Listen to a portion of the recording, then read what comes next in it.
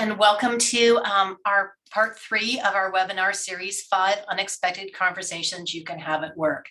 This is our last and final episode, and today we will be focusing on resources for you as the individual. These can be beneficial not only to you, but potentially family members, friends, and even coworkers. Our panelists, as always, are John Troutman, who is with Mazzitti Sullivan Employee Assistance Program, Esther Paoli with Loss of Life Advocates, Cathy Sikorski, an elder law attorney, and in absentia is Allison Paoli. She was with us for the first two episodes, but is taking care of her father in the hospital today. So we'll be subbing in to take care of her part as well. Everyone is on mute, but please feel free to drop questions in the chat or in the Q&A.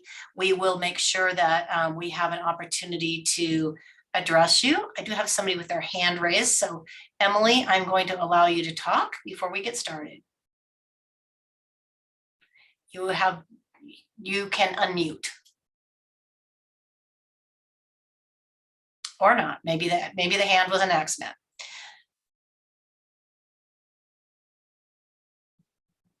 Okay, well, we're going to assume that Emily had something to say, probably very important, that she will address when the show is over or in the chat.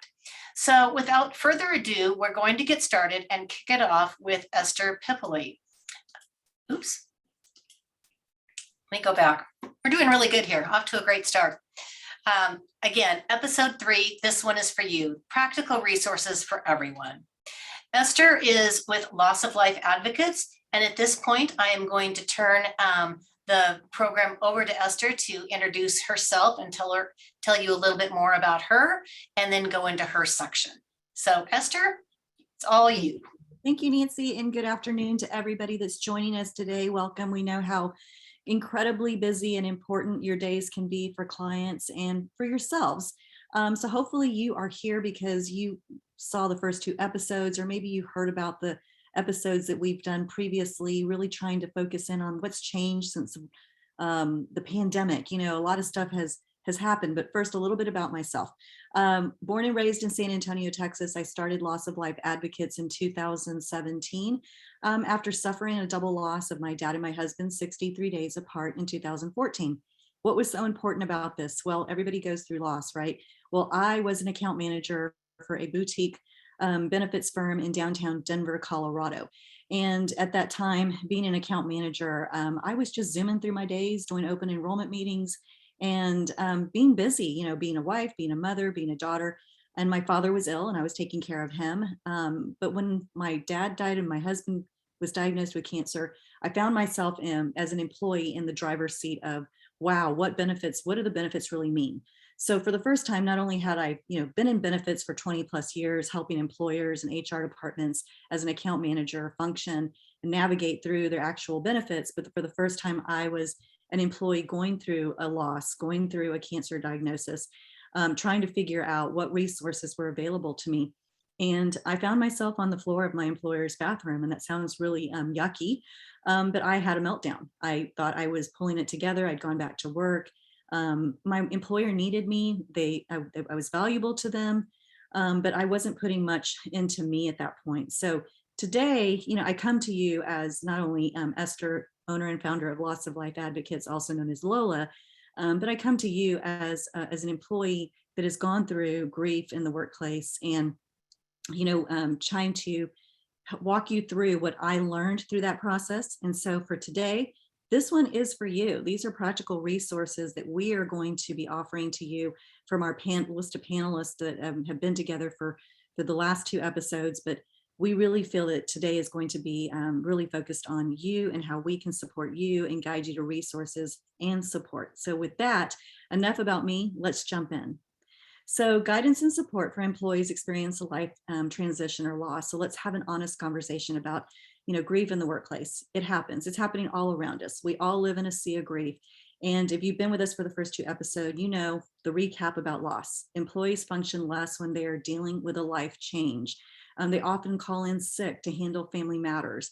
The massive resignation, the pandemic results of outcomes of the last 2 years. People have not have surfaced through loss and life transitions more in excess these last 2 years, and now coming back out of this work from home kind of situation. Now employees are really starting to focus on what's important, and they've really had to deal with personal losses, whether it's been an employee, a coworker, a parent, a family member.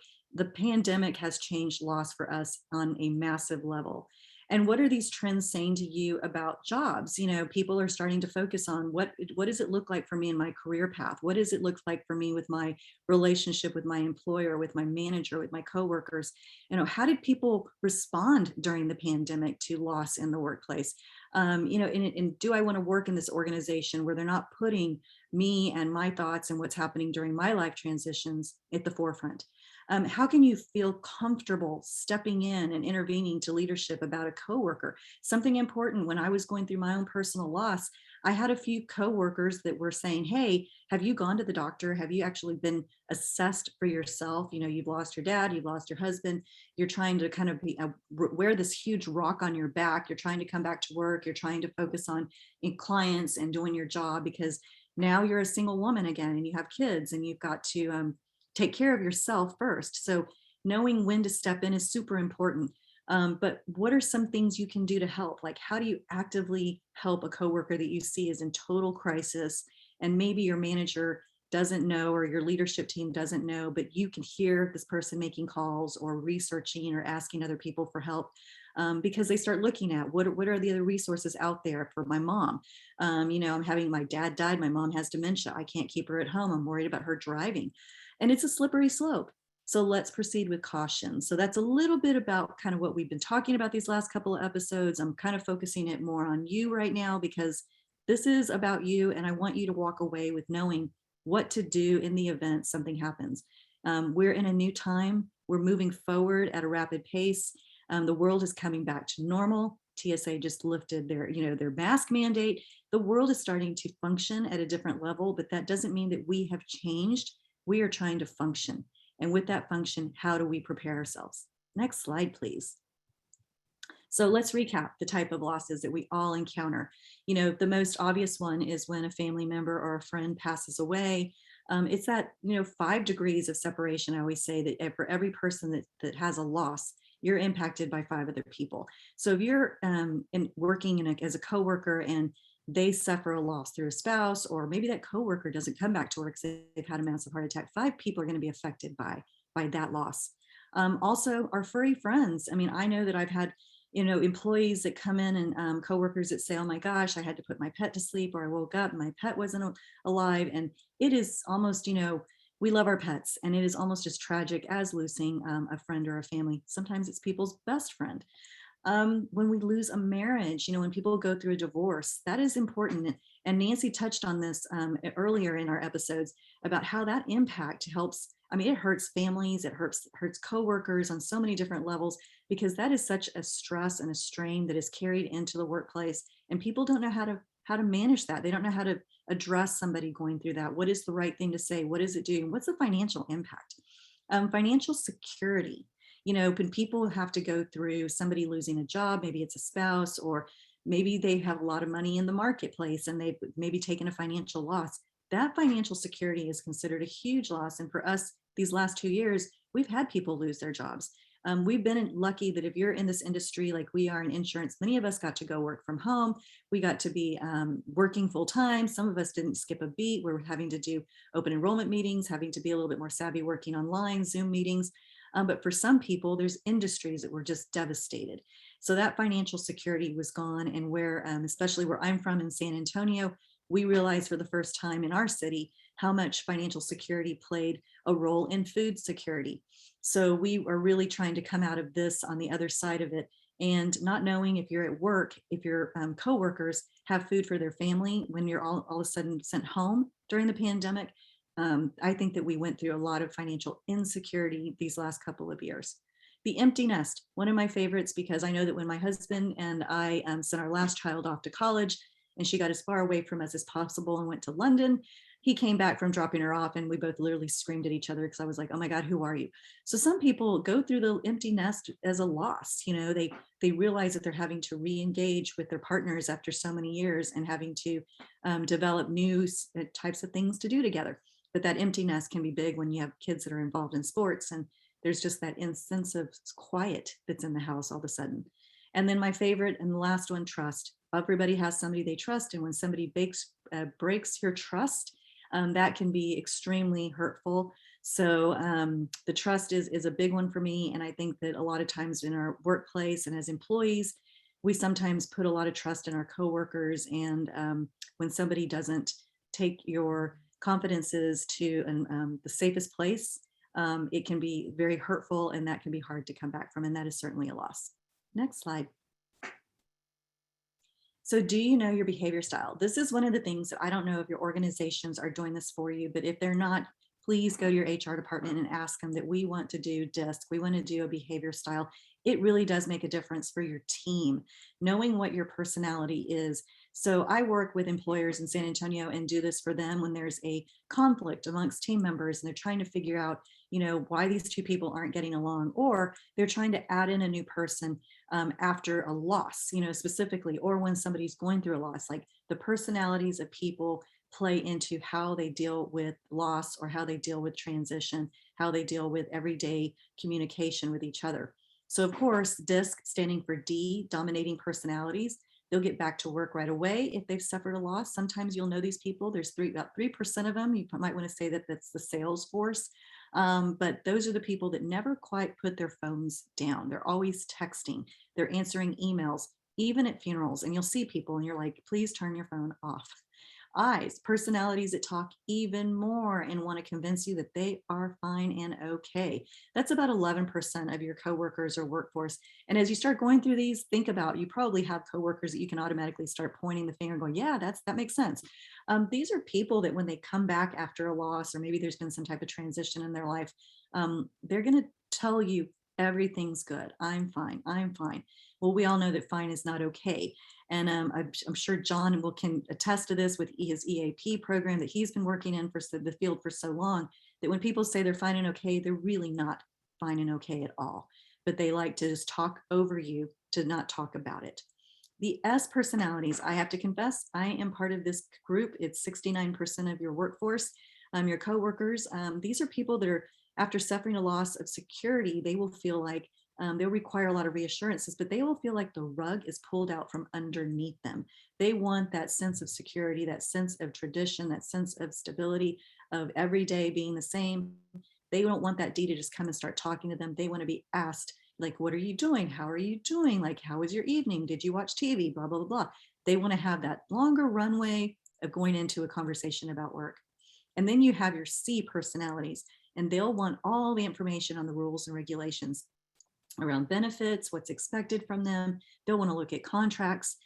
These are about 17% of your coworkers. These are people that are really good at Excel spreadsheets. I'm not really good at Excel. That's one of my least favorite things that I have to do, put formulas together. But these are people that want to know where the boundaries are, where do things lie, and where do I fall into that?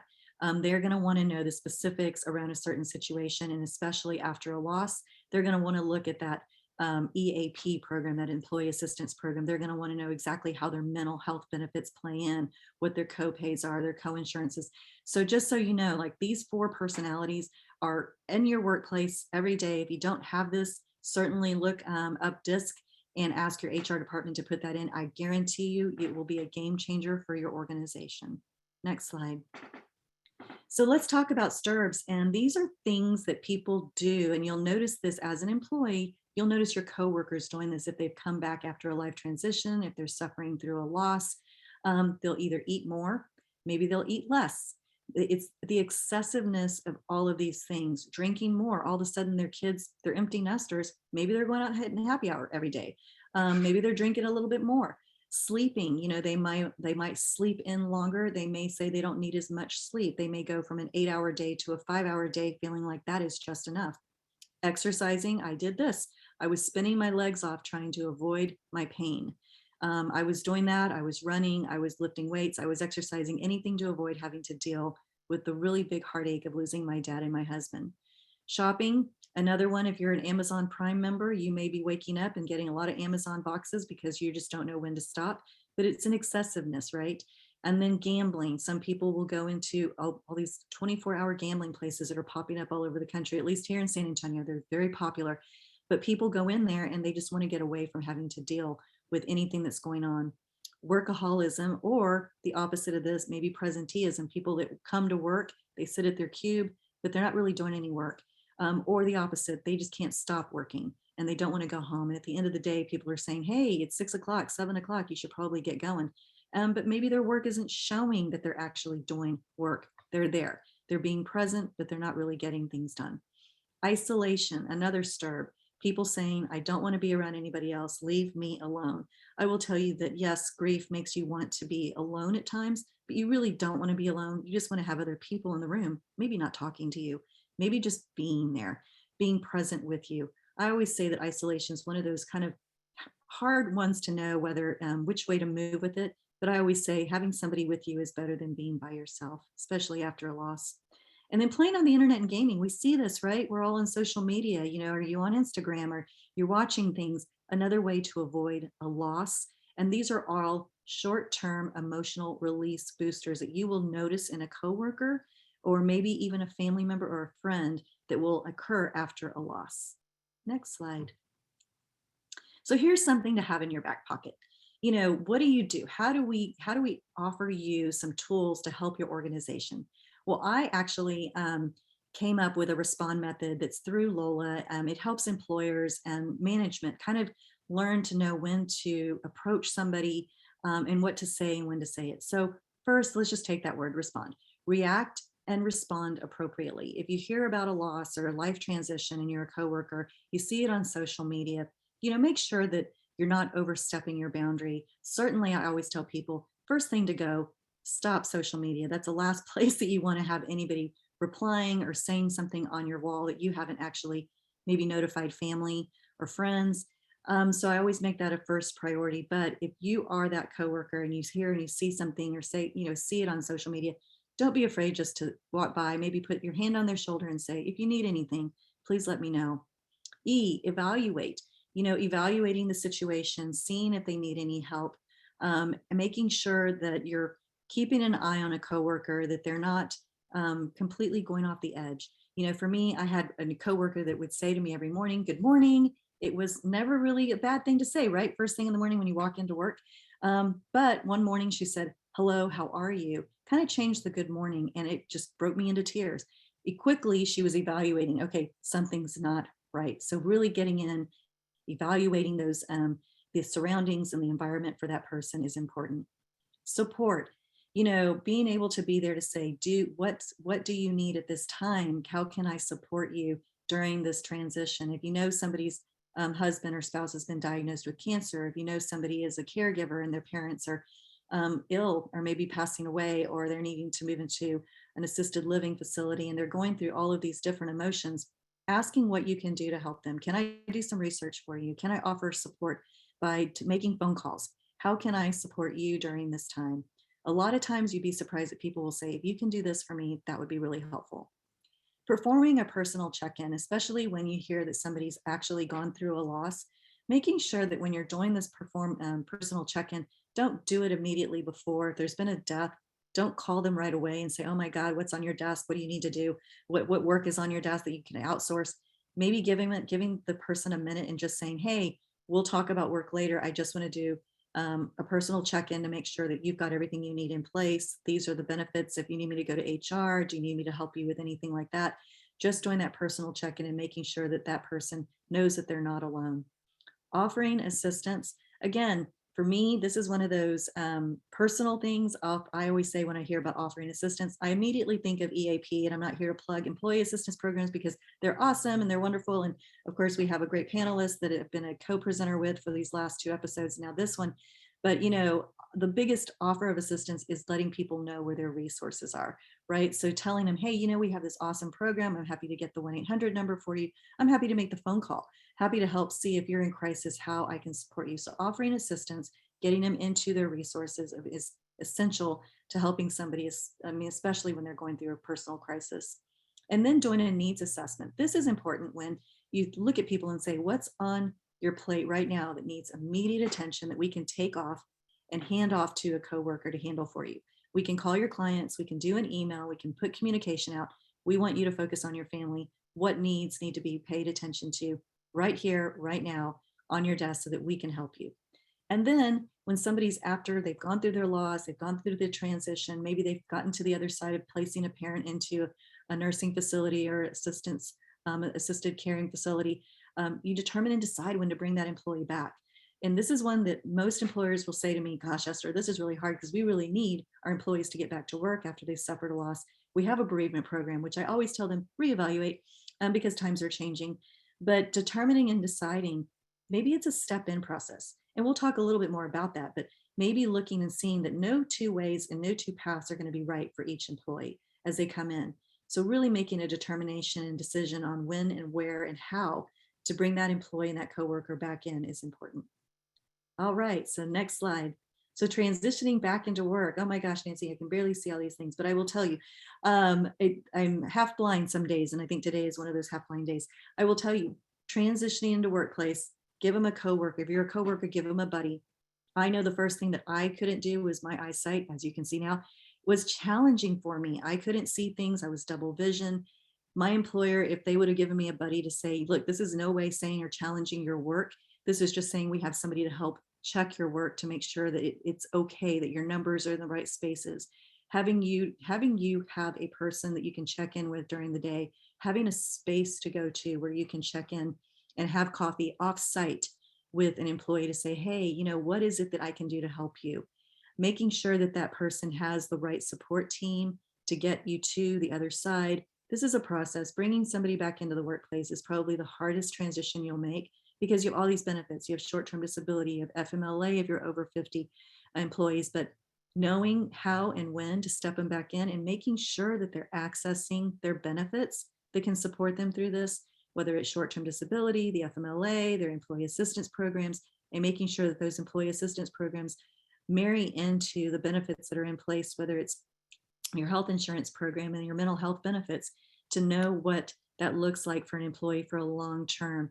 Coming back from a loss is more than just a week or 2 weeks. It's a 6 month to a year if they've had a significant loss. So really working on that transition can be a short-term plan and a long-term plan. Next slide.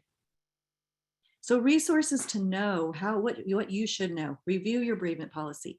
Know what it is ahead of time, especially if you start going down that slippery slope where you know that maybe your mom is going to need help. Maybe there's a caregiver situation. Maybe you know that there's a long-term diagnosis. Maybe there's a short-term diagnosis and you're going to need to know what your employee benefits are. Reviewing your benefit policy is going to tell you for bereavement, whether you have 3 days, 5 days, or you go and you sit with HR and management and say, look, my husband's dying of cancer. I don't know whether it's a 30-day process, a 6-month process, or a 10-year process. All I know is I need to know what happens when and if he passes away. My husband actually, we went back from Colorado to San Antonio, Texas. He had a desire to get back to Texas to pass away here. And we were on a plane and unfortunately my husband lost consciousness. We got into San Antonio and my husband passed away later that evening at a facility. And I'm sharing this with you to be completely transparent about my benefits and my employer at that time. My employer the next day reached out to me. I'm very sorry to hear of your loss. Just want to remind you that you have 3 days of bereavement from the organization because you used all of your PTO and everything up for your dad. It was an email that struck me so hard. And more people that I talk to when I get out and I meet with employees tell me there are things that happen like this all the time. So knowing what your bereavement policy is very important to be able to have an open conversation and a dialogue. I was able to negotiate with my employer where they gave me more time to be able to take care of things in Texas and then get back into work. And even at that, there were still things that we could have made better. Knowing your short-term disability and FMLA policy, having that conversation with your employer and HR department to take advantage of that for yourself and for your family, because those are benefits that you buy into, and knowing that you need them when you need them is important. Your employee assistance program, again, knowing how this can help you set yourself up and your family up for success, knowing these benefits are so important that are free for you sometimes. I mean, and John can probably talk about this. These employee assistance programs are the key and the backbone to anybody that has suffered a loss or any type of life transition to getting help immediately. Programs that provide confidential support, knowing who you can go to for that confidence and knowing that there's a safe space. We talked a little bit in the last segment about ombudsmen and maybe how they can be a new role for somebody in your organization to provide that confidential support. Then asking for a confidential person to speak with at work, again, another ombudsman opportunity, knowing your mental health plan and how that plays into it for yourself and your family. Don't forget about your children. When you suffer a loss of a parent, it's a grandparent to your children. Knowing what your plans pay for and what their benefits are is important around mental health. And then step up, step in processing and transitioning back to work, having something in place for your employees, for your coworkers, for your teammates, having that discussion to start with is actually something that we work with at Lola on having those conversations for employers and employees to work together. And then again, patience with your grief. If you are an employee, you've suffered a loss, by all means, here to help. We're all here to help on our team to get today. And these last couple of episodes of putting this together has been such a great opportunity for us and for you to know that you've got great resources out there, but having patience with yourself and your grief when you've had a loss is super important. Thank you very much for joining me. I've had such a pleasure of being able to share some of the things that I get to work with different organizations. Nancy, I'm going to turn it over to you because I think you have the next section. Awesome. Thank you. Thank you, Esther. That was wonderful. I hope everybody really got a lot out of that. It's not something that we talk about enough in the workplace. So this picture is Allison Paoli, which is clearly not me. Allison, however, did lead this section for the last 2 webinars. She is a broker like myself in the San Antonio area, and she co-authored the Amazon bestseller, Breaking Through the Status Quo. She was recognized as a 2019 Top Woman in Advising and was recently recognized by her peers as Most Innovative Healthcare Consultant. Allison is a wealth of knowledge. I'm sorry that she can't be here, so I will do my best to hold down Allison's spot. So we're going to talk about the financial impact. And this is actually kind of an interesting topic because really the link between financial health and mental health can be a vicious circle. Your financial wellness can impact your mental health, and your mental health can impact your financial wellness. Oh, guess I added that little, okay. The things we do when we build a PowerPoint that we're unaware of. 3 times more likely to be in debt. That is a fact. It is a statistic that individuals with depression and anxiety are 3 times more likely to be in debt. That's pretty significant, don't you think? 7 reasons why mental health and financial issues tend to go hand in hand. So in this slide, think about it from mental health perspective first. If your life feels out of control, the one thing you can control is that credit card in your hand. You're more likely to want to do something that makes you feel in control. You're more likely to avoid problems. Life feels out of control, as it's stated in number 1, and you don't want to deal with it. It's too hard. So you're looking for something that will give you relief. You don't want to deal with the hard things. You're getting a late notice from the electric company, or you're getting a late notice from the credit card. You already feel out of control in your mental health standpoint, so you're likely to avoid adding additional stress in your finances by looking at those things.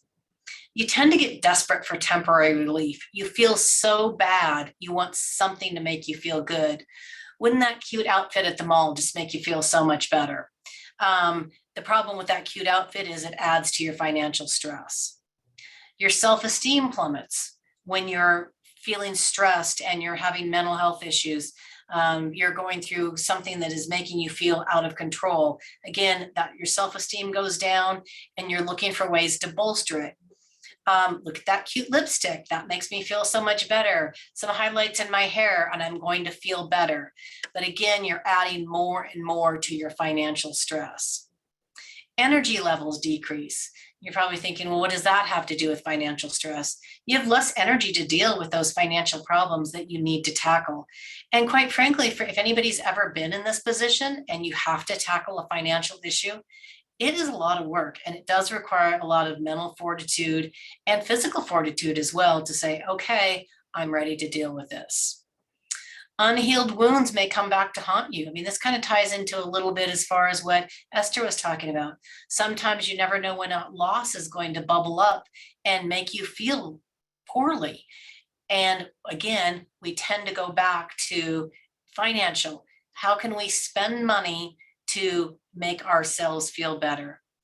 And then the other thing is when we're under mental stress, it's tough to think clearly. We're not making good decisions.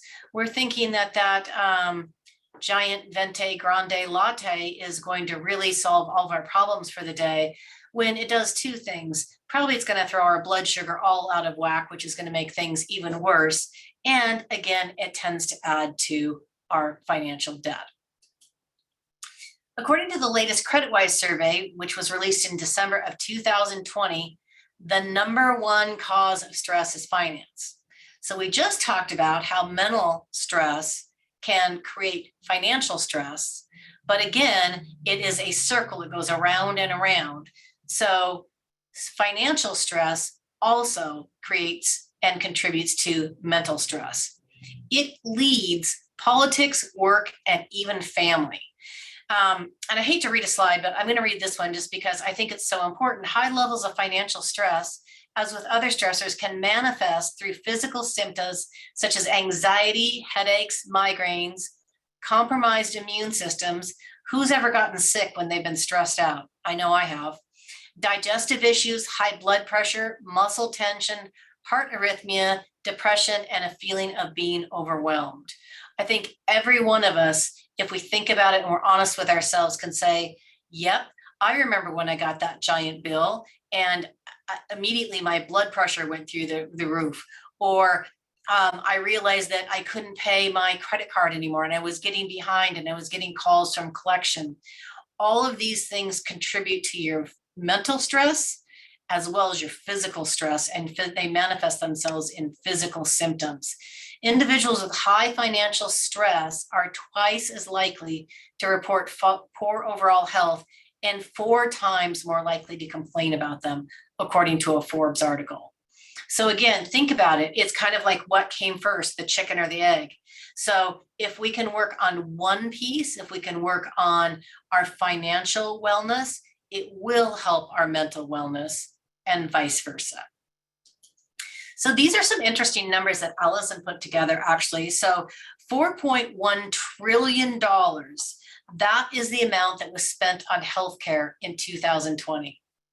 I mean, that's a lot of zeros. $4.1 trillion. 3.2 trillion of that can be contributed to social determinants of health. So these are things that are not just biological, so very different. And of that number, 25% or $820 billion every year is spent on mental health. $820 billion every single year is spent on mental health issues. Well, you're thinking that's a lot of money, but that doesn't really matter to me that much. So let's think about that. What are the potential savings if we address these things? Not only just the life savings and the betterment of our personal life, but what are the hard dollar savings? So $12,530, make sure that I'm going to tell you this correctly, that's how much it is per person. That $4.1 trillion, that's how much is spent per person annually. If we break it down on all the people in the United States, on average, we spend $12,530 per person. Again, we talk about those social determinants of health. That's 80% or $10,000, a little over $10,000. And 25% of that is $2,506. That's how much is spent on average per person for medical expenses related to mental health or mental wellness. So when we talk about it, it's not a fluffy thing. It's not something that, oh, that only affects other people. When we're not feeling our best mentally, emotionally, spiritually, all those things contribute to our mental well-being. It actually costs money. So think about it. If you could, just you, somehow impact your mental well-being, would you like to save $2,506? Let's say that you're on your employer's plan and all of a sudden those savings start being redirected to your employer. They could probably do some good things for you. If you're on an individual plan and those things start to come down. Now, I understand that one person isn't going to save that much money, but it always starts with one person. We all have to start to make a difference. So what resources are available to you? We're going to say it over and over and over again. Check your employee assistance program. They have a pretty, depending on the type you have, a broad scope of services. Many include in-person counseling. Some include virtual counseling.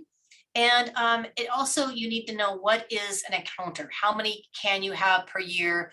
And what actually does that mean? They vary widely, so you're going to want to understand that. Telehealth. This is something that has really gained traction since the pandemic hit. Many telehealth benefits now include services for behavioral health as well. So a visit with a counselor. Your health plan. Your health plan also probably includes virtual visits. So maybe you just need to talk to your regular doctor and have a baseline, and you're not feeling up to leaving the house. Use that telehealth benefit. It can really be great for you. And then what communications plans? Find out, how do I let people know what's going on with me in a way that feels safe? So think about that, make a plan for how you communicate with what's going on for you. And with that, I am going to turn it over to John Troutman, and he is going to talk about all of our very favorite subject, the Employee Assistance Program. Thank you so much, Nancy. It's great to be with everyone again. I am the National Director of Marketing for Mazzitti Sullivan EAP Services. We are a national provider of employee assistance programs in all 50 states, in Canada, and in Mexico. I am not a clinician. I am not a master's degree counselor or anything like that, but I do have a background in burning out at least twice in my life. So I can speak to people, whether they may be an employer or a benefit advisor or an employee, and I can speak to the benefits of preventing yourself from burning out. So as we begin our time, that's a little bit about me. You can see in that slide, and you can also go back to the other videos to see more or hear more as well. Our next slide. So truly, we are in uncertain times, and that's the topic where we're headed today, is uncertainty in the world and workplace and resiliency for anyone, especially for employees. Our next slide. So our challenge, accepting what we can't control. I don't know about you, but I don't really enjoy being out of control. I do love change. I appreciate change and I like variety. But I think as humans, we are wired to be in charge or in control of certain things. And that's why we struggle so oftentimes with things that are out of our control. But really, so many things are out of our control. And I want you to think about this quote here on the left. We must all realize that we are now living in the most uncertain times of our lives. Things are changing at a very rapid pace. We do not have much control on what is going on around us. Probably the only thing we can still control is our mind and our thoughts. You know, and I greatly appreciate all of my fellow presenters here today that talked about the value of an EAP. Truly, even a bad EAP plan is better than no plan. And I want to encourage you, if you feel like things are out of control or that you can't move forward and make positive action steps, so you do reach out to your EAP provider and see what options you can have to get those sessions. But for us as individuals, I want to give you some helpful hints in case you don't have an EAP. What can you do? What are some things that you can control to take care of yourself and embracing that challenge? Our next slide. So really, it's this point right here of self-care is not selfish. I don't know about you, but I've taken a number of steps with the new year, try to be a better version of me, and even my fellow strategic partners at times have questioned those things because they've been atypical for me. I'm trying to do a better job, and not everyone is going to perceive that as progress. They may question it. You may question it yourself, but there are 8 different spokes on that wellness wheel. And this was provided to us by the University of New Hampshire. And I think it really greatly illustrates how these different spokes really impact our well-being. And just to not emphasize any one in particular, or to, let's just use that word as I did when I burned out, neglect. When you neglect any one of those wheels, any one of those spokes on the wheel, it will make an impact. You'll be out of balance. And you'll need to go back and address those things, whether it be environmentally, financially, intellectually, your job, occupationally, physically, and that also includes your diet, not just exercise, socially with those relationships, spiritually and emotionally. So coming to the understanding and being okay with yourself of understanding that self-care really is not selfish. It's taking care of you. We as individuals cannot take care of others until we take care of ourselves. And we definitely cannot draw from a deep well if you're feeling depleted, if you're feeling energy starved. So think about this quote over here on the left. When you become comfortable with uncertainty, infinite possibilities open up in your business and life. Maybe as you look at your wellness wheel, you want to assess yourself and what your strengths and what you've been working on. Maybe you do need to emphasize more time in working out or in a diet. Maybe it's those relationships, whatever those areas are, being okay with where you are today, but also working on for a better tomorrow. You can be the best version of you every single day. And that's what I'm talking about, and getting that ability to embrace the changes in our world. Our next slide. So another big part of that is this illustration right here of disruptive change. This was built by Dr. Al Siebert. He was the director of the National Resiliency Center, and he spent 25 years analyzing people who were survivors, whether they were lost at sea, if they were prisoners of war. They were extreme disruptive change events. Now, you don't have to be in those extreme scenarios to experience a disruptive change. Certainly everyone on the planet, unless you've been living under a rock, we've all gone through some type of disruptive change in the last 2 years with COVID, right? So that can be a major one right there. Maybe it's a relationship, maybe it's your job, maybe it's something that happened at work or something that happened with that relationship. For me, it was my burnout 10 years ago, and severely and being told to take a 6-month sabbatical. I felt attacked, I felt numb by it, and I was stuck being upset because I had the victim mindset. It wasn't fair in my mind that I burned out. Why didn't someone tell me these steps or explain to me ahead of time what this could look like and what it would cost me in that moment? And I was stuck in a victim mindset until one day I had to choose, you know what, I'm going to leverage this for a greater outcome. I need to find solutions as opposed to being focused on the problem. And that works down the path of coping, resilient, and eventually thriving. So I want to encourage everyone to focus on looking for those solutions whenever a challenging event occurs. You don't necessarily have to have a life coach to help you through that process, but I can tell you from my own experience, it is much easier to walk that road when someone is guiding you, if you will, to stay on that path. Our next slide. So focus on staying flexible. Certainly none of us are one of the Incredibles, although that would be pretty amazing to be that flexible, but being able to be flexible in challenging situations. That requires focusing on the things we can't change. I talked about that earlier. Also stepping back from where we are. We often get so focused and emotionally charged by where we are in the moment. We need to step back and focus on the present and look at all of the things in the bigger picture. Regardless of where we are in that moment, there are things we can be grateful for. For me, in that challenging time of life, it was looking back and breaking away from the victim mindset, being grateful for my family, being grateful for my wife, being grateful for those who did stay alongside me and help walk it out with me. That was a choice, and I had to choose that mindset. But that's a flexibility that we have to aggressively work towards in those challenging moments. We all go through disruptive events, and we will continue to go through those. So it's learning how to navigate out of them and learning to be more flexible as they occur. Our next slide. Recalibrating your goals and expectations.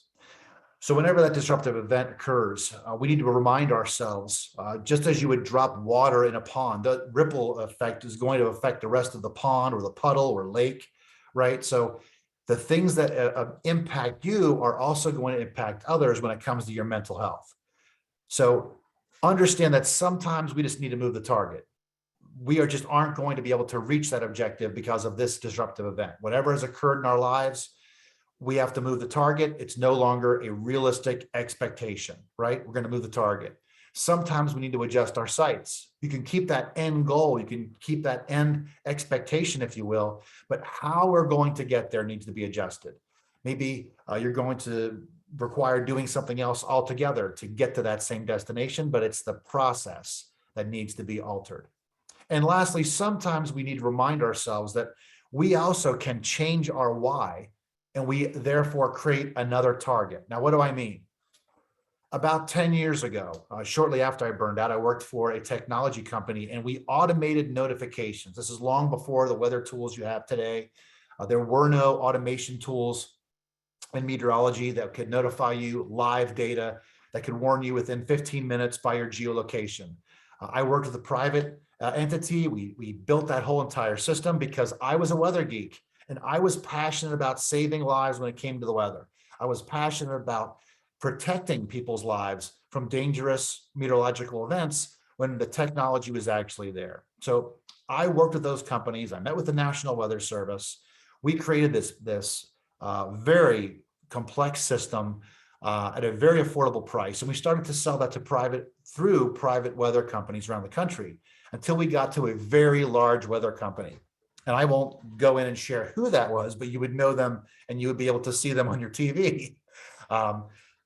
They took that concept and gave it away for free. They built it and broke some contracts, but that's okay. I was so mad though, because I looked at the money that was lost. I looked at all the different things that when it came to financially that I would no longer get because they took my idea. But the reality is this, they shared my idea and they helped me accomplish the goal. The target changed, my why changed. I never wanted to do that because of money. I wanted to save lives. And because of them, they are saving lives. So I now advertise, go get the Weather Channel app. It's free. It's saving lives. Sometimes we change our why and we need to remind ourselves why we're doing it to begin with. Our next slide. So our takeaways today, accepting the fact that nothing is certain in this world. That's our reality. And the sooner we can embrace that, the more successful and less stressful we will be. That also means prioritizing your own well-being. Some people are going to disagree with you. They won't always understand, but it's taking care of you. Choosing that victor over the victim mindset is the key to being a much more resilient and thriving in those circumstances, which can be very challenging. Staying flexible in business and life and reminding yourself to be flexible. Help others help keep you accountable to that as well, to keep you flexible. And also recalibrating your goals and expectations are a big part of your success. And with that, I'm going to turn it back over to Nancy. Thank you so much. Thank you, John. So this one is actually me. So I am, for those of you that are unfamiliar with me, I am a broker in the Gig Harbor, Washington area. I have been working in employee benefits I kindly say I only give myself credit for 30 years, but it's actually been quite a bit longer than that. I also host a weekly podcast called Recipe for Success. I am very passionate about educating employers, employees, communities on the topic of healthcare. And I was also recognized as a 2020 Top Women in Advising by Benefits Pro magazine. So enough about me. My topic is relationship issues and abuse. If it affects you, it affects your work. These discussions and these points are really designed for an individual, but with the understanding that if you work, you bring it into the workplace as well. So to help you have a little bit of a framework around that. So let's start off with the fact that domestic abuse is a reality. 1 in 4 women and 1 in 9 men are affected by domestic abuse every single year. That's over 10 million people. I mean, really think about that. 1 in 4. That means probably 1 in 4 women and 1 in 9 men. That means somebody you know, somebody you work with, somebody in your family is affected by domestic abuse. So what does it look like? It's not just physical abuse. There's a lot of different types of abuse. There's emotional abuse. There's economic abuse. There's sexual abuse. There's using children as a bargaining tool, as a threatening tool. There's threats. There's using citizenship or residency privilege. There's intimidation and isolation. All of these are types of abuse. But when we look at physical abuse, it's not just somebody that is black and blue from head to toe. It can be pushing, shoving, hitting, biting, slapping, throwing, using a weapon, punching, kicking, grabbing. Some of it you can see and some of it you can't. But abuse is always about power and control. And that's the thing to understand, because if you are not in an abusive situation and you're looking at a coworker, you might be thinking, why can't they just leave? Why can't they just change? They are being controlled, often mentally, physically, emotionally, and oftentimes financially by another person.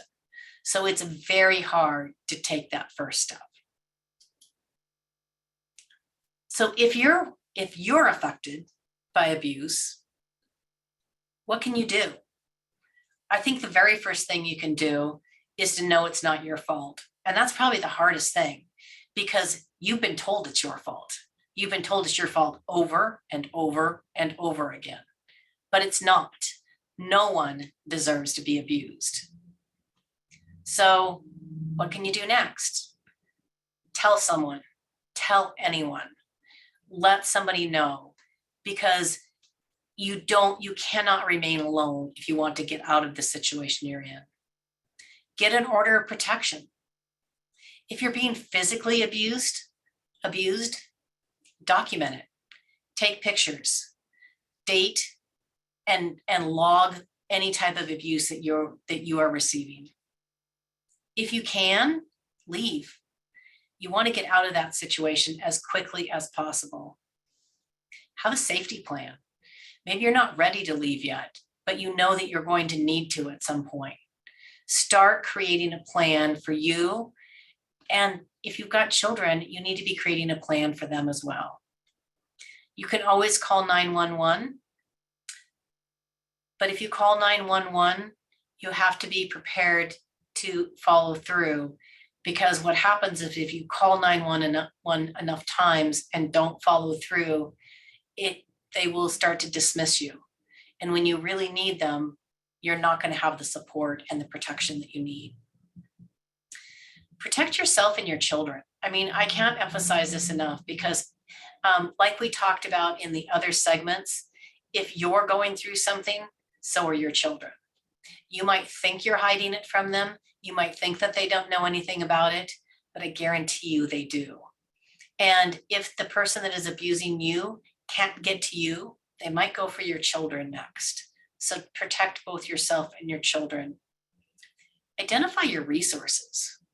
Where can you go? I mean, 911 seems like the obvious choice, but maybe that's not something you're ready for. Maybe that's not a step you want to take. So what are your other resources? I do have a list of resources at the end of this section. And then again, we talked about this. If you're employed, this affects your work. Just like we talked about, your children know, your employer knows too. They might not be addressing it with you, but they know something's wrong. So if you're going through this, talk to your manager or your employer. You absolutely do not have to provide any sort of details, but it is important to let them know that you're going through a very difficult situation, an abusive situation, and that you might have to suddenly take a few days off. I mean, it's kind of like what Esther talked about with the loss of life. If you are looking at potentially somebody that you're close to going through end of life, you're thinking about the same thing with a relationship as well. You're going through the end of a relationship and you're going to have to make some possibly dramatic changes. So you need to have that plan in place, both in your personal life and in your work life as well. Here's a list of some resources for you. I realize I'm not supposed to say this because you're never supposed to tell somebody when you made a mistake, but somehow or another, I deleted 2 of my slides on relationships and some of the difficulties with divorce, but I do have the resources here, so I'm happy about that. There's a lot of really good resources for both domestic abuse and divorce and relationship. I listed a number of hotlines for domestic abuse, and with the divorce and relationship, there's some fantastic websites. I've spent quite a bit of time on gathering information, a couple of really good podcasts. And then we're going to circle back to the employee assistance program.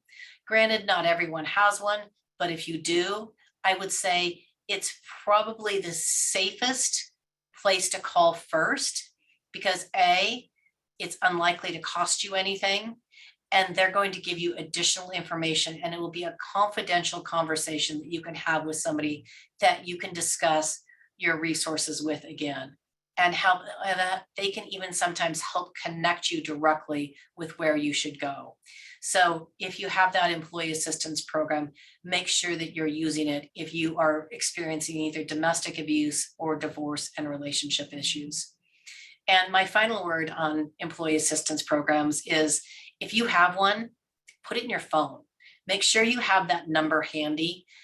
Print out the phone number, stick it in your wallet, paste it to your refrigerator. Make sure you know how to access it when you need it, because when you need it is not when your brain is thinking clearly, and you might forget. Or you might think, oh, I know I have one of those, but I don't know how to access it. So the first thing that you should do if you have one is make sure that you make it easily accessible to yourself and to family members. So with that, I am going to pass it off to Cathy, who is going to close us out talking about caregiving.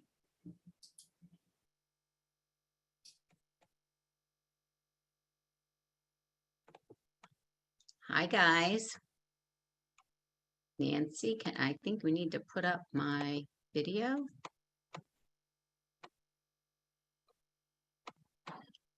I'm Cathy Sikorski. I'm seeing Nancy's picture, not my video, so I don't know what's going on with that, but maybe you guys can figure that out. Okay, there we go.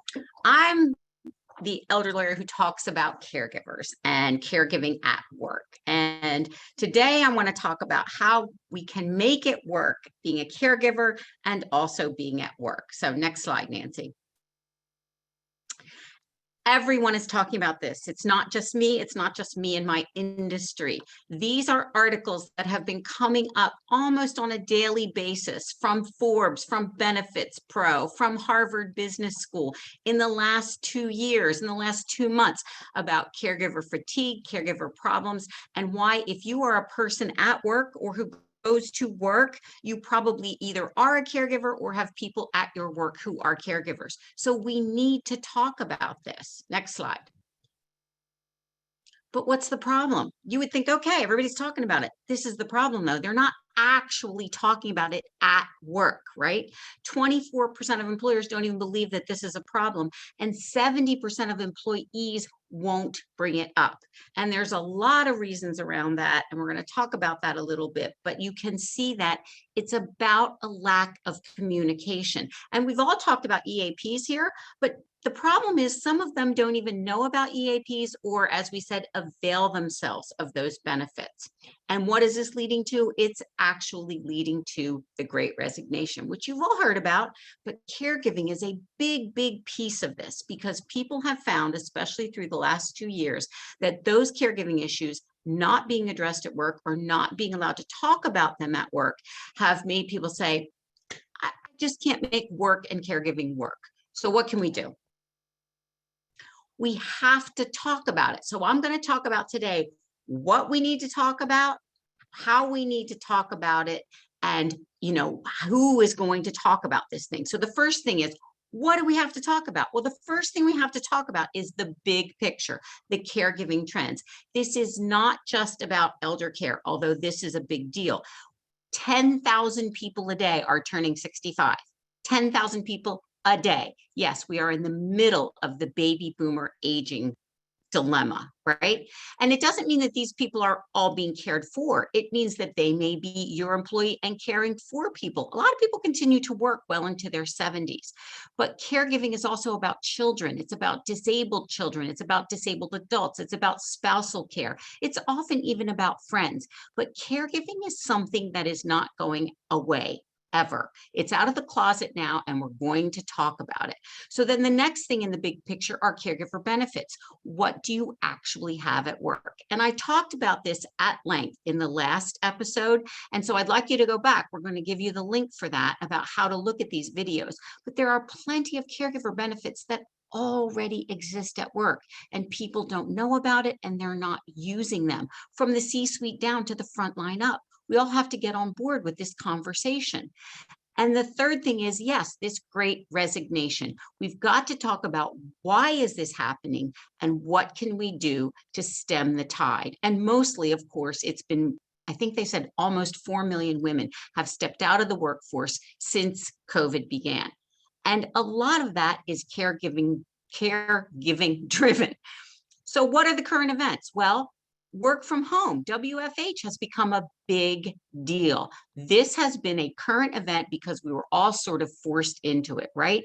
But people are stepping back and saying, wait a minute, I like work from home. It is working for me because I have a flexible life now that I can integrate my caregiving as well as everything else in my whole life. There's a very famous guy out there named Dan Price who started this company several years ago where he pays every employee a minimum of $70,000 a year. It's pretty starkly amazing, right? But he just put out there that I asked my employees, what did they want? He said 7% wanted to go full time, 32% wanted a hybrid, and 62% wanted to work from home. And I decided, do whatever you want as long as you get your job done. This is the conversation from an individual basis about what are we going to do? Because as you can see, it leads to a work-life balance question, which is really kind of addressed by all of my other contemporaries in this conversation today. Whether you're having issues with divorce, grief, stress, you're trying to find a balance that you can continue to work, right? And I want you to make it personal, because Esther told you today her personal story. John told you her personal story. Allison isn't even here today because she is doing a caregiving thing with her dad. We all have a story. And if from the C-suite down, we can start to tell our story. And believe me, everybody's got a story about caregiving, and you start to make it personal, then people know you understand. Then it becomes a conversation at work that's not embarrassing, that's not problematic, and that is just an issue to be resolved. So that's what we need to talk about. Next slide, please. So who needs to talk about it? This is a really nice graphic that says, in a circle, everyone needs to talk about it. You need to talk about it in the circle going to the right, and you need to talk about it in the counterclockwise way. Because if you're not all talking about it, then it doesn't become a company policy. And when it does become a company policy, rather than, oh my God, COVID is here, so-and-so has COVID, so-and-so has long COVID, we'll just deal with this on an individual basis.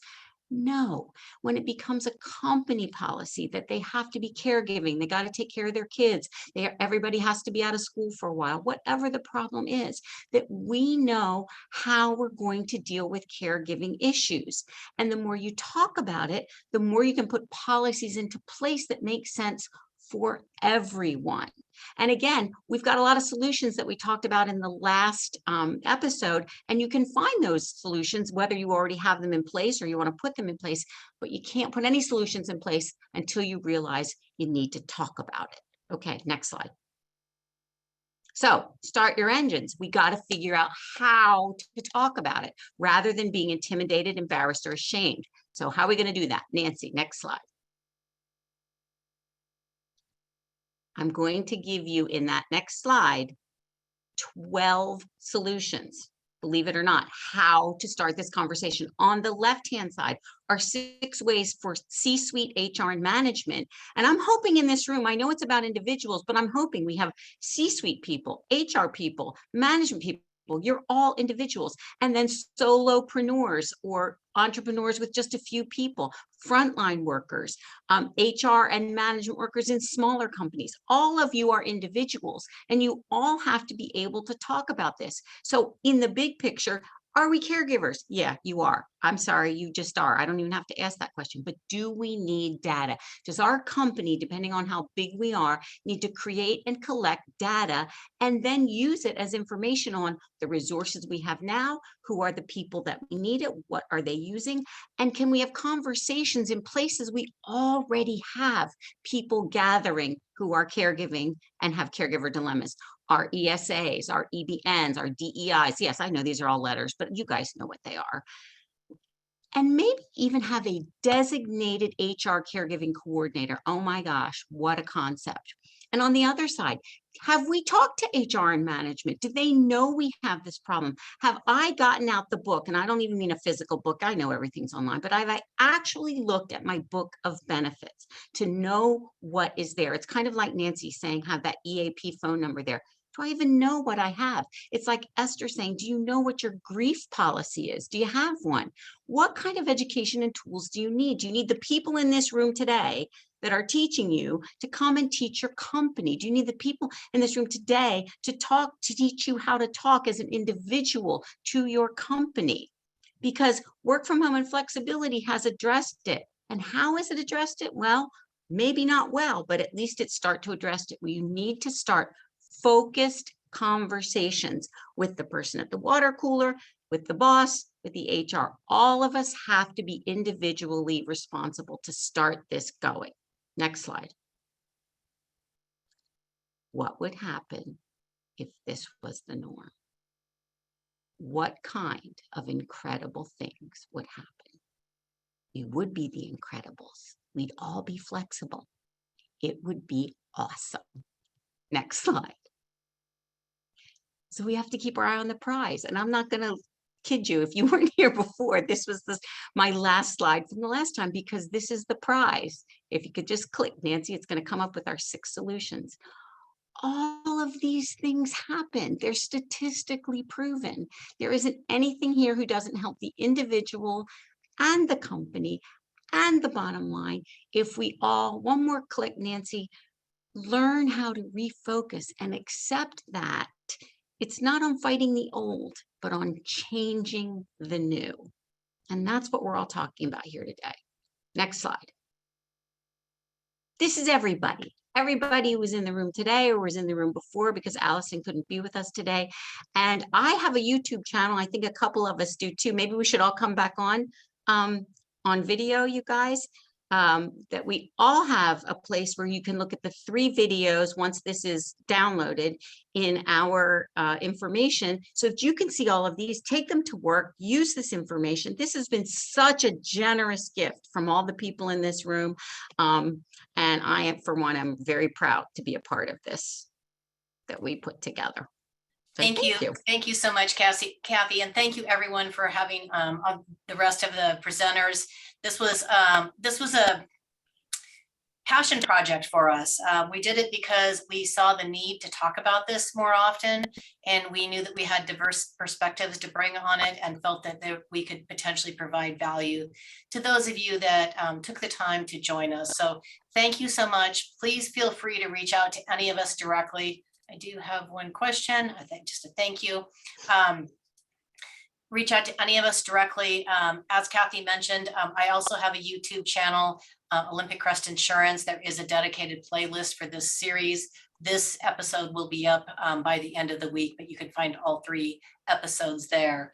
So again, thank you so much. If anybody wants a slide deck, feel free to send me an email and I will be happy to share it with you. If you don't have my contact information, reach out to any of the other people that may have invited you and you may be more comfortable reaching out to. So again, thank you, everyone.